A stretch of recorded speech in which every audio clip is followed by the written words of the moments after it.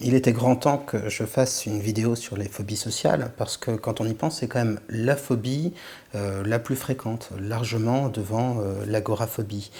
Mais je vous avouerai que je n'ai pas commencé par travailler là-dessus, par faire une vidéo, parce que c'est un sujet qui est très complexe à expliquer, pas à traiter. À traiter, c'est relativement simple, mais expliquer, c'est une autre paire de manches. Comment vous décrire la phobie sociale?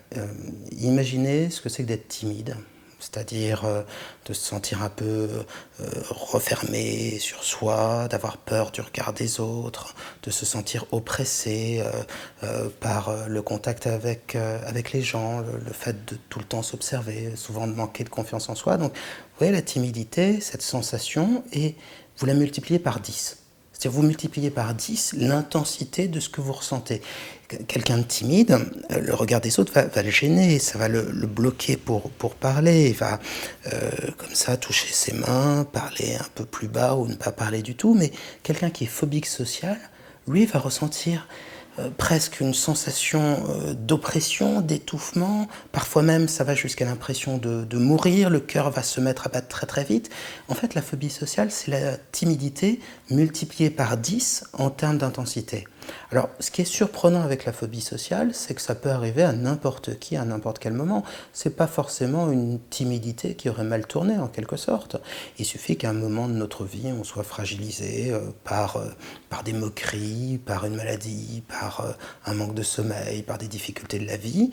Et puis, on ressent, en lien avec une situation sociale, on ressent un stress. Ça nous arrive à tous, hein, s'il s'agit de prendre la parole en public, devant une classe, si on est à l'école ou en entreprise, ou de prendre la parole en réunion, ou de poser une question. Enfin, ça crée du stress, c'est normal.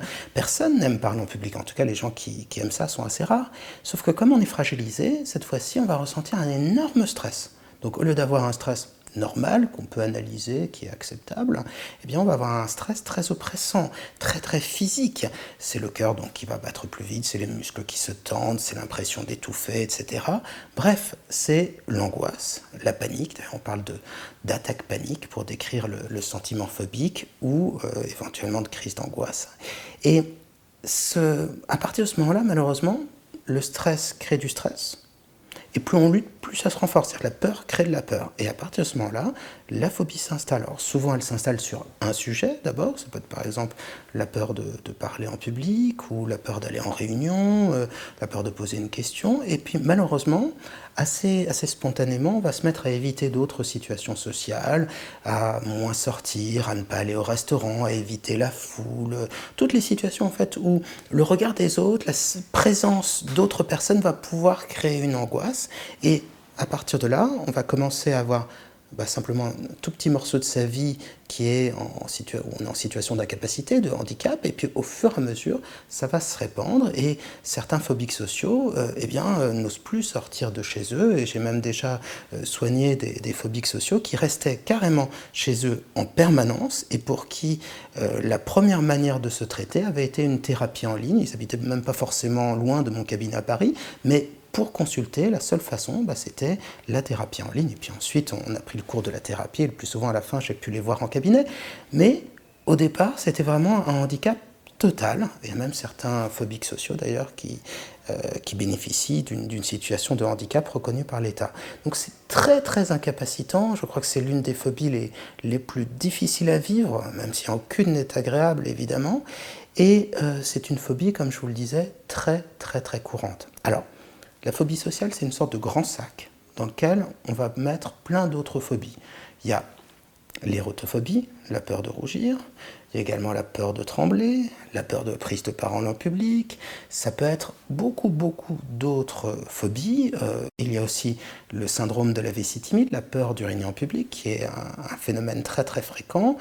Donc toutes les peurs et les stress qui sont liés à des situations sociales s'appellent des phobies sociales. Donc c'est, comme je vous le disais, une sorte de grand sac dans lequel on met toutes ces difficultés. Alors, sur le traitement, le traitement va être plutôt facile.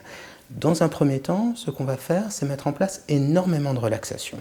Des exercices de relaxation comme l'hypnothérapie ou bien la respiration, la détente musculaire.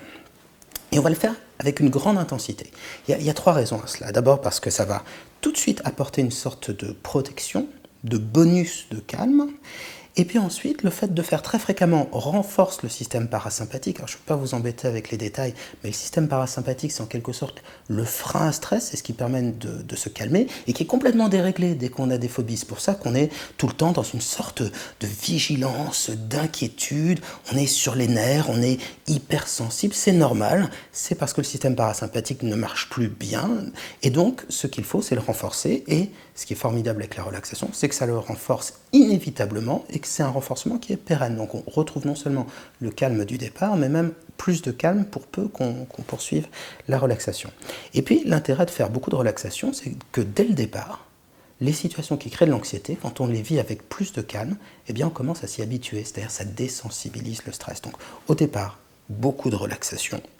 Puis ensuite, on voit comment on se débarrasse des ruminations, donc de toutes les idées négatives. Elles sont très violentes, très fréquentes, très diverses dans le cadre de la phobie sociale. Ça peut être donc la peur du regard des autres, du jugement, la peur de gêner, la peur aussi de se sentir humilié quand on est en public et qu'on a une attaque panique. Parfois, c'est un peu le serpent qui se mord la queue. On a une attaque panique à l'idée d'avoir une attaque panique en public. Donc plein d'idées dont on va apprendre à se débarrasser sous forme d'exercice. On apprend à gérer les attaques paniques, les pics de stress. Il y a deux techniques. Soit on travaille sur l'hyperventilation, soit on utilise une autre technique de thérapie brève. Et une fois qu'on a ça, eh bien on utilise tous ces outils d'une manière simultanée sur les situations anxiogènes. On commence par les plus petites pour que ce soit vraiment très très facile. Et puis on désensibilise, c'est-à-dire qu'on fait en sorte qu'il y ait de moins en moins de stress. Et une fois que la plus petite peur a disparu, on passe à une peur un peu plus grande, et puis encore une peur un peu plus grande, etc. Jusqu'à ce qu'il n'y ait plus de traces de phobie sociale. Hein. La phobie sociale, c'est pas une malédiction, ça arrive un jour et on peut totalement s'en débarrasser. Ça demande simplement du travail. Alors, il y a aussi une autre chose qu'on peut faire et qui est très bien, c'est toutes les situations, on va dire, un peu complexes, comme la prise de parole en public, les réunions, le moment où il y a de la foule, etc. On va le traiter donc avec ce protocole sur les phobies. Et puis les situations plus courantes, comme le fait de parler avec quelqu'un, eh bien on va avoir des exercices pour apprendre à ne pas s'observer. Et ça suffit largement. On va travailler aussi sur la colère. C'est-à-dire que la colère, c'est une sorte d'émotion, d'énergie qui permet de sortir de la peur et de savoir s'imposer, de ressentir en quelque sorte de la force et donc du confort dans les relations sociales.